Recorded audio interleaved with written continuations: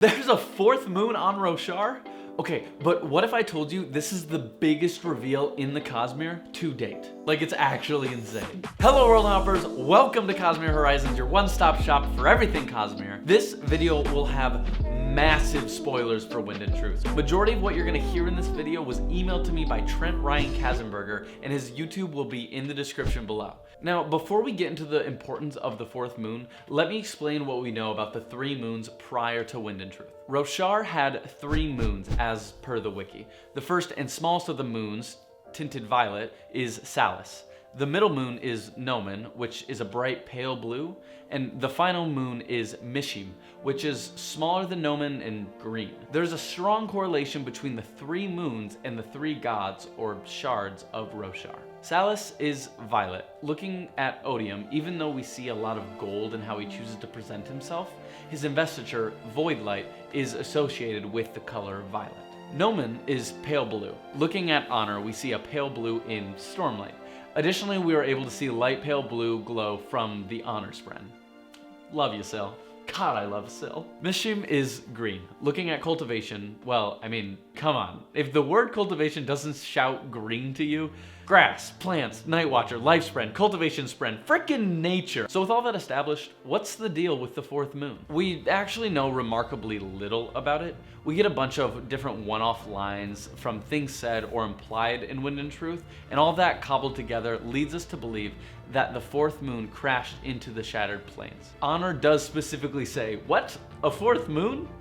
That's actually exactly how he says it. But this next part is why I think it has to be either associated with or actually invested with the power of a shard. On day 3 of Wind and Truth, we get epigraphs from the perspective of the Sleepless. The Sleepless is a species on Roshar who are basically made up of a bunch of Krem.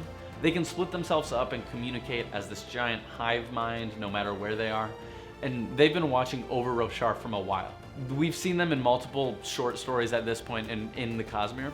They actually are the ones who write the back of the books in every Stormlight book. Like the back cover, it's actually really cool. Anyway, in the epigraphs of day 3, specifically chapter 41 and 42, it quotes, "We must travel to the Well of Control, within the shroud of the fragments of the dead moon. There we will find our destiny. We can stop him from destroying us. It is time." It's pretty cryptic, right? But it's very exciting. The Well of Control, we haven't heard anything like this since the Well of Ascension. And well, we know what that is, so the Well of Control, it must mean, it's also revealed by the end of the book, but to have that in day 3 is pretty cool. But things get a whole lot clearer in chapter 120, Sheltered from the Eyes of God. Even the name is intense, and that makes sense. It's an Honor POV chapter, specifically the one where Odium triggers something in Tanner and they clash. The fight is so strong that it creates a rolling wave of destruction that destroys the entire capital city of the region. This capital city was that of Stormseat.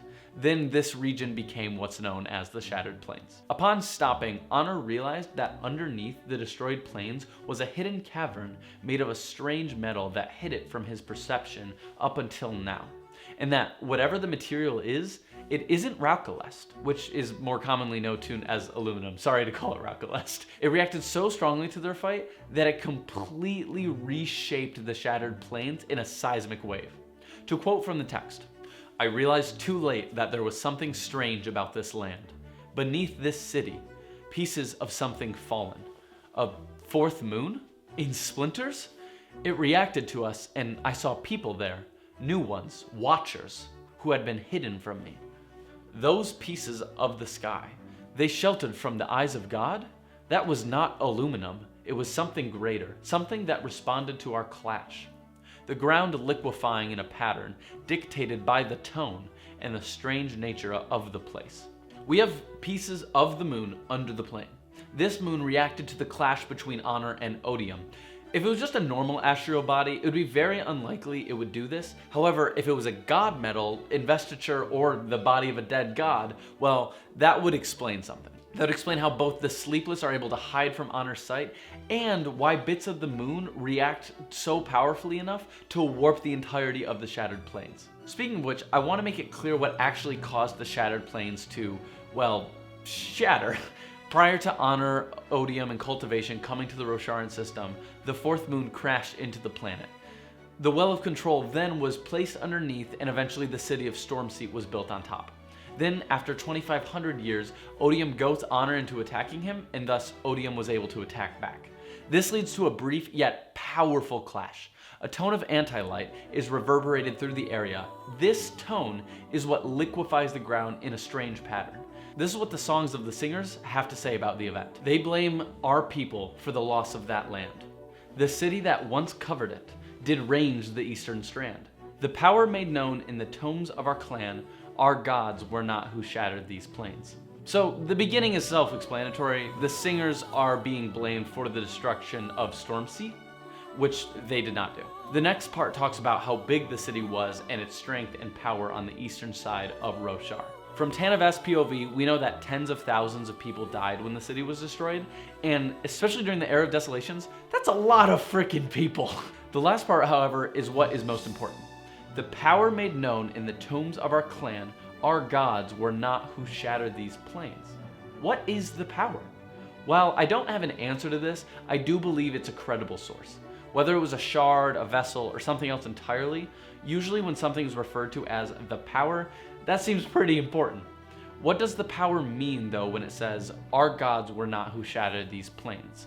I have two possible answers to this. One, our gods, meaning Odium and Ba-Edo Mishram, did not cause the shattered plains to shatter, due to Honor was actually the one who first engaged in Odium, and Odium just fought back, meaning it was a result of Honor's actions. Two, and my personal favorite, the shattering of the plains is a result of the fourth moon and the way it reacted to the tones. You take all that stuff from Wind and Truth and add it to the thematic elements in the story of the princess and the moon, as well as the colors matching the gods, it just seems like it's highly probable that since the first three match the three gods we know about, that it seems highly unlikely that both narratively and thematically that the fourth moon would not be associated with its own god. Now, to who this shard actually is. Oh my god, this part's insane. I love this. Oh, the Sleepless call it the Shroud of the Fragments of the Dead Moon. And that's really interesting word choice. But let's just dissect the sentence. The Shroud is what I would call the effects of the fourth moon. The Shroud of the Moon would be the area that is leading things to be covered from the eyes of powerful beings. The fact that they say dead moon could just imply the fact that its orbit decayed and it crashed into the planet. However, I just have a hard time believing that anything in Adonalsium's pet system is by coincidence, and it's also less fun if it's that. The fourth moon could be dead because the god it was associated with is dead. They're already called fragments, which is enough to imply that it's broken. You don't have to say dead too. The moon was meant to hide Roshar and keep it safe from all time and space, whereas Braze we know has attractive properties. Perhaps Braze is actually meant to be what attracts other entities, and Roshar is meant to be covered. So it's like a failsafe. We know that Adonalsium was hanging out here all the time before any of the other gods came and called this place home, and the moons that reflect the first three gods' colors don't seem to have any sort of special effects that we know of at least. And there's a hole in the night where it's dark, presumably where the other moon used to be. And you know why that moon's not there? Because it crashed and died when its patron god Adonalsium was shattered.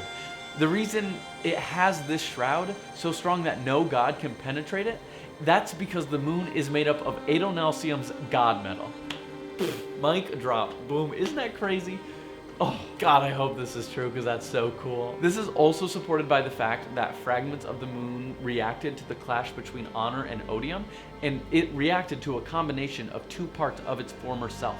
Additionally, it's the only moon that seems to have any sort of properties. Are there holes in this theory? Abso-freaking-lutely. But I absolutely love it and think it's so much fun to discuss. Thanks again so much to Trent Ryan Katzenberg for providing the bulk of this theory. His channel will be in the description down below. Make sure to subscribe to see future Cosmere content and check out this video if you want to see what the shards of Adonalsium are up to. Whew, that was my first video with the teleprompter and that was insane. It just kept scrolling and I kept reading and that was a lot. Bye.